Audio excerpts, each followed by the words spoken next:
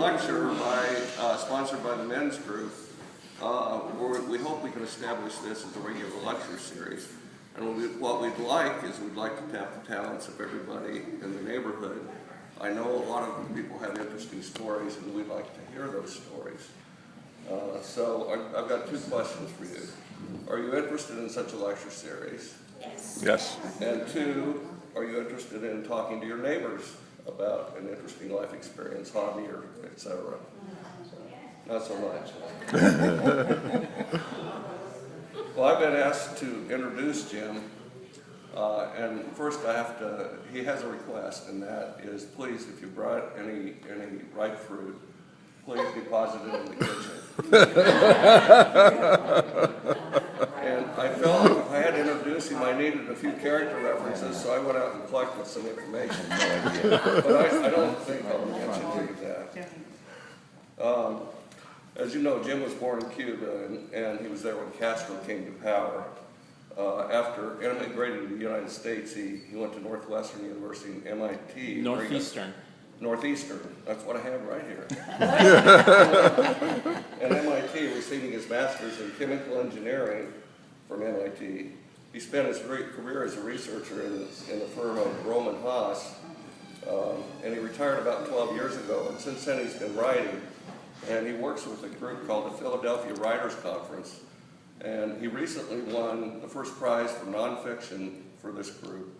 And his prize-winning entry was a memoir about his life in Cuba before and after Castro, which is what he's going to talk about this evening. Just a couple more comments. He's a world-class bridge player, if any of you didn't know it, and he's not a bad poker player. He takes money from me every month. And he's a very funny man, so I think you'll enjoy this. Jim?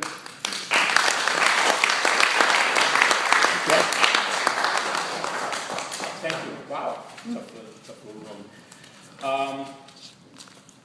If I don't speak loud enough, please wave and I'll try to speak louder.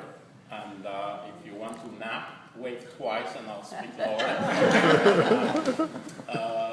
As Bob said, I have been working on this memoir for 12 years, and what I presented was a short version. I thought I would start with a couple of paragraphs from that memoir to get it set up.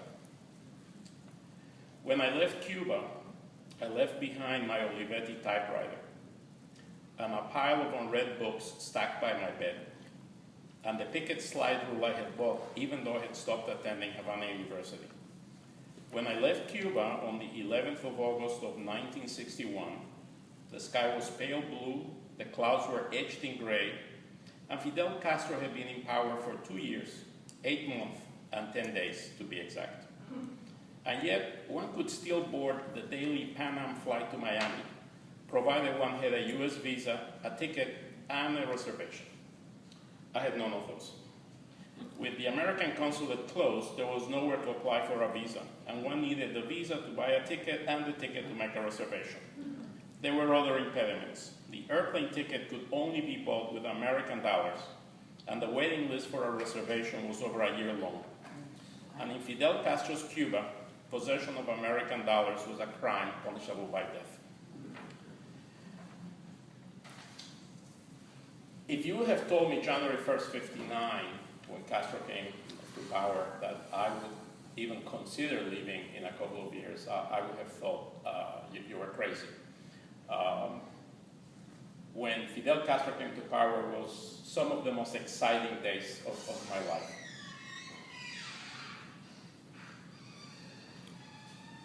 The day before, on New Year's Eve, as I'm sure you all know, Batista was the dictator there. And Batista announced on December 31st that the army had killed 3,000 of Castro's rebels. 3,000.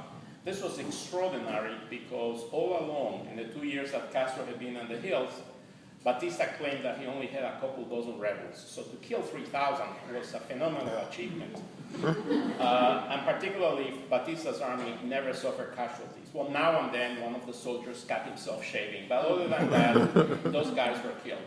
So on December 31st, he announced a tremendous victory, 3,000 rebels dead, And before next morning, he had gone aboard an airplane, taken Cuban's treasure and his close family, and took off. So to give you a little bit of on Batista,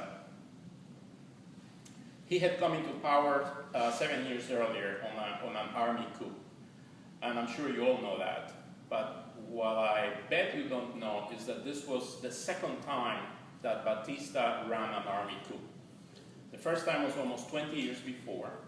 In 1933, there was another dictator in Cuba. Cuba, by the way, is really good at producing dictators. If anyone needs them, I'm sure they have it in their own. And the university students and even high school students are probably one of the more powerful forces against dictators, and they're always on the street getting killed and so forth. The army was totally compromised by the dictator, so there was a coup, and this coup was run by 4 sergeants. One of those sergeants, who was a court stenographer, was Batista. And if anyone tells you that Cuba is not a land of opportunity, don't believe them, because Batista was a court stenographer sergeant, and next day he was a colonel in charge of the army. You don't move up that much faster than that. For the next 7 years, Batista ran things behind puppet governments, and then he ran for president. Apparently he was a very good president from 1940 to 44. They wrote a new constitution, one-term presidency, and everything went well. In 44 he left. He moved to Daytona Beach, in fact. But 8 years later, he got itchy. He wanted to be president again. And at this time, however, there was a tremendous popular movement against corruption. And the guy that the party had put up was going to win. Not only that, Batista wasn't even second. Batista was running a distant third. So by now he was a generalissimo Batista. So he took over. Needless to say, this was very unpopular, particularly because there was such a groundswell for this party. In fact, there was a young lawyer who challenged Batista in front of the Supreme Court. He actually sued Batista because his coup was unconstitutional. He didn't win the case, and people would have forgotten about him, but his name was Fidel Castro.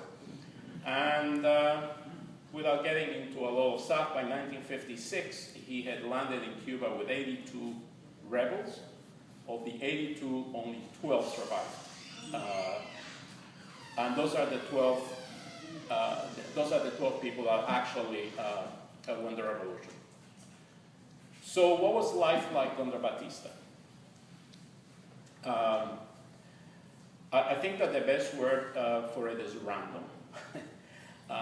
Every time you would pick up the newspaper, not every time, but once a week, once every 2 weeks, you would pick up the newspaper and you would find out that a wife, a mother, a sister had gone to the paper to say that some uniformed people, some people in suits had come to their house, they had arrested somebody, and that was 2, 3, 4, 5 days ago, and they had now gone to the police, to the military intelligence, naval intelligence, and no one knew where this guy was. In fact, he had disappeared. And most of the time, they had disappeared. They would not be seen again. There was a guy, I started to work at 15. I decided to go to high school at 9 for my last year. Not the smartest thing I've ever done, by the way. And a guy that worked around the corner, and this bothers me a lot because everyone in the store where I worked knew this guy. And they said, I knew the guy, but I couldn't remember him. He disappeared. His wife went to the newspaper, and he was found. He had been thrown off a car, slit from the whole belly, and he was alive. So he actually picked up his entrails, and he walked about 2 miles before he died. Wow. But there was recourse. I am Jewish, which has nothing to do with anything, but there was this Jewish guy named Boris who had a cafe. And he apparently was very friendly with the chief of police. So if your kid got arrested and you go to Boris quickly enough with, I don't know how much money, Boris could get your kid released. Whether or not this was true, I'm not sure. I heard secondhand of a couple of people that this happened. Fortunately, I was never arrested. I was not rich anyhow, so I could not afford to pay Boris and the chief of police. But one time, to give you an idea, I was coming home and I had a shoebox with me. And I was like 2 blocks from my house, and a policeman literally jumped out from behind a tree, pointed a gun at me, and said, "What do you have in the box?" And I said, "Shoes." He said, "Oh yeah?" So asked me to open it, and he looked at it and says, "Those are shoes." And he jumped back behind the tree. Batista had guys that informed on people, and they were named chivatos. And presumably, and I think this is true, they were paid $33 for each person they turned in. The word was that all the chivatos drove around in cars with Florida license plates, which, if you think about it, is pretty stupid because you know they're coming. So this very, very good friend, Ernesto, and Ernesto and I would talk for hours, and we lived about 10 blocks apart. So we walked and talked, we went to the movies, whatever, and then at the end, we go to some corner that was more or less equidistant, and we talked for another half hour. Heaven only knows what you have to talk about for so long. And this one time, we're standing there, when suddenly a car with Florida license plates turns the corner, and I tell my friend, "That's a chivato." And sure enough, this guy comes out, and Ernesto was about my height and build and so forth. And this guy was about the same. And he was wearing,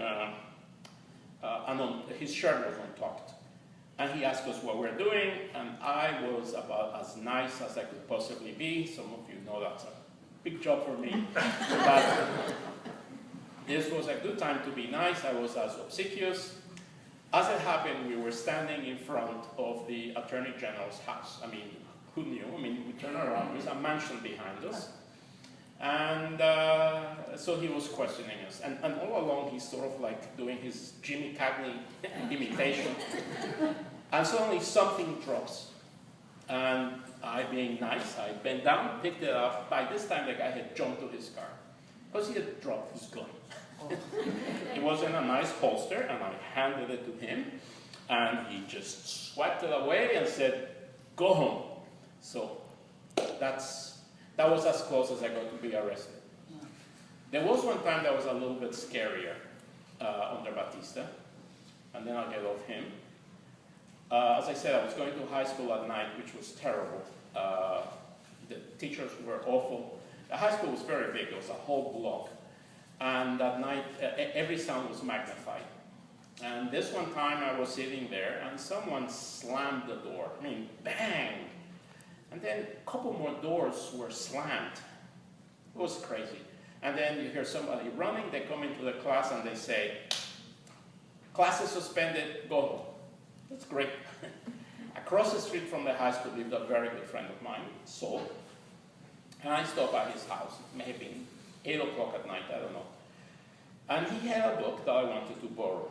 And this was a book you really could not get. And he did not want to loan it to me. My friend Saul and I have been friends since kindergarten. We're still friends.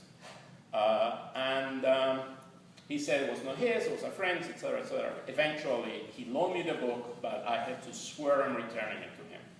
And this was a book by an Italian author named Curzio Malaparte. And the name of the book is Technique of the Coup d'etat. It's not a how-to book, it's a history book. And it describes various famous coup d'etats through the world. So I take the book and I start to go home and realize within a block that no one is slamming doors, that bombs going off all over. In fact, this was a famous night. This was the night of the 100 bombs, where the rebels basically, somebody had said that they cannot do anything, so forth and so on. They said, "We will explode 100 bombs." So now I'm walking down this deserted street at night with a book called Technique of the Coup d'etat. If I get arrested, I don't think it would help me to explain, well, this is actually a history book. I assume I will be dead, but what do I do? I mean, am I going to get rid of the book? And the answer is yes. I was smart enough, I hid the book under some bushes, and I had to go pick it up. But basically, this is the randomness. I was not doing anything, and at any one time, you could get picked up, and you could get disappeared. So, by the time Fidel Castro came, January 1st, 1959, everyone was ecstatic. Well, most everyone was ecstatic. I was